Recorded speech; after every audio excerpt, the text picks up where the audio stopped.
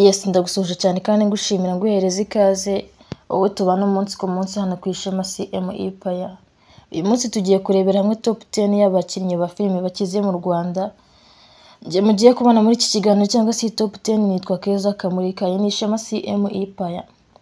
Ndagushimira cyane wowe wakoze subscribe nawe utarayikora ndagushishikariza kuyikora kugira ngo tujye tubasha kubana mu biganiro bigiye bitandukanye umunsi ku munsi.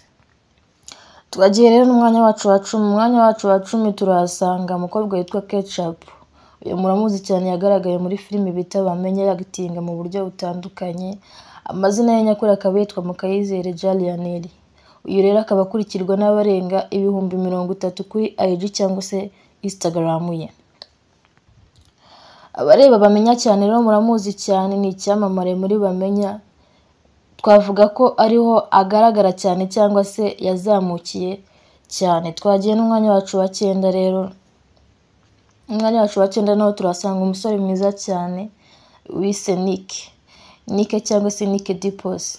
Amazina ye nyakuri akaba ari Emmanuel Ndayizeye, akaba yaravukiye hano i Kigali Nyakabanda.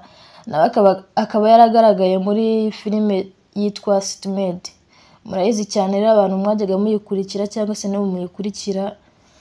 Filime bise Sitmed rero yagaragayemo cyane ameze nk'umwana utumvira ababyeyi, umwana adafite imico myiza mu rugo, ariko abenshi mpita mwumva ko uko nyine ameze cyangwa se uko akina ariko ameze no mu buzima busanzwe. Ntabwo ariko ameze mu buzima busanzwe ahubwo bari kugerageza kwigisha urungano rwe cyangwa se abandi bana bari hanze aha. Twagiye n'umwanya wacu wa 8. Umwanya wacu wa 8 rero naho turasanga umusore bita Patino. Patino nawe muramuzi cyane yagiye agaragara muri filime muri comedy zitwa Nyagso. Ageze ahantu ashinga team ye yitwa Patino Comedy ndetse na n'ubu akaba kigaragara muri filime zigiye zitandukanye. Akaba asigaye agaragara cyane muri Killaman cyangwa se no mu zindi filime zigiye zitandukanye. Patino rero nawe turamusanga kuri uyu mwanya wacu wa 8 nk'umusore uzi gukina neza kandi ukunzwe n'abantu benshi. Twakomeje twamanutse twagiye ku mwanya wacu wa 7 turasanga umukobwa mwiza cyane nawe uteye neza benshi mukunda kandi mukurikira bamwita Bijou. Bijou rero nawe amazina ye nyakuri yitwa Munezero Aline. Uyu akaba yaranatwaye award mu mwaka wa 2016 nk'umukobwa witwaye neza cyane cyangwa se wakinnye neza cyane. Uyu rero tukaba twavuga ko ari nawe uherutse kurushinga hamwe na Jules Sentore, umuhanzi bita Jules Sentore uririmba gakondo. Uyu niyo baherutse kwambikana impeta na Bijou. Yes, twakomeje rero twamanutse n'umwanya wacu wa 6. Umwanya wacu wa 6 turasanga umukobwa akaba n'umudamu mwiza cyane bamwita Bahavu Jeannette. Uyu akaba yatangiye gukina sinema mu mwaka wa 2014. Akaba yamenyekanye cyane rero nawe muri Sitmed aho yitwaga Diane. Muramuzi cyane mu filime agiye atandukanye, hari niyo yakinnye yitwa Keza. Muramuzi cyane nk'umukobwa mwiza kandi ukina neza. Ibyo rero bikaba bimuhesha amahirwe yo kugaragara ku mwanya wacu wa 6. Twakomeje twagiye rero umwanya wacu wa 5 kuri urutonde rwacu. Umwanya wacu wa 5 turasanga umusore nawe uzi gukina, uzi gusetsa, ukundwa na benshi haba abana ndetse n'abakuru, bamwita Nyagso. Nyagso rero video ye ya mbere ikaba yarashyizwe hanze mu mwaka wa 2019. Mwite Nyagso cyangwa mwite Kanyabugande Olivier, ayo niyo mazina ye nyakuri. Kuri YouTube afite views zirenga 600,000 kuri YouTube, urumva ko ari view nyinshi cyane. Kanyabugande Olivier rero nawe akaba yagiye amenyekana cyane kuri sinema ye cyangwa se komedi ye yiswe Nyagso Comedy. Abenshi barayikunda cyane cyane abana rero. Umuntu ukunda guseka wese akunda kwirebera Kanyabugande Olivier ari wo wiswe Nyagso. Twakomeje n'umwanya wacu wa 4 rero. Ku mwanya wa 4 turasanga umusore nawe witwa Benimana cyangwa se Bamenya. Bamenya rero nawe akaba ari umusitari icyamamare umukire muri sinema nyarwanda. Bamenya rero akaba azwiho kuba umusitari cyangwa se umuntu nawe usetsa cyane. Muri Bamenya muramuzi akora nk'umukozi wo mu rugo, gusa kandi akaba ari n'umukinnyi mwiza cyane.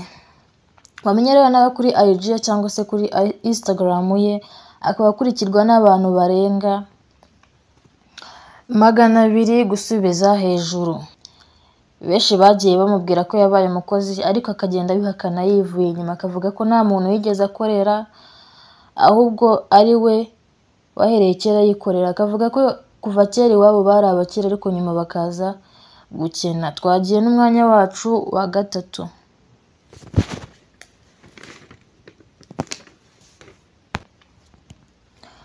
Ku mwanya wacu wa gatatu rero turasanga umusore cyangwa se umugabo bise Clapton Kiboki. Amazina ye nyakuri akaba yitwa Mugisha Emmanuel. Uyu rero muramuzi nk'umukinnyi wa sinema cyangwa se umuntu usetsa cyane. Akaba yaratangiye gukina afite imyaka 14 kugeza na n'ubu akaba agikina. Akaba afite filime yise Mugisha na Rusine, akaba agaragaramo nk'umusinzi nyine, ari filime igaragara nk'abantu b'abasinzi cyane. Kuri IG nawe rero akaba akurikirwa n'abarenga 390.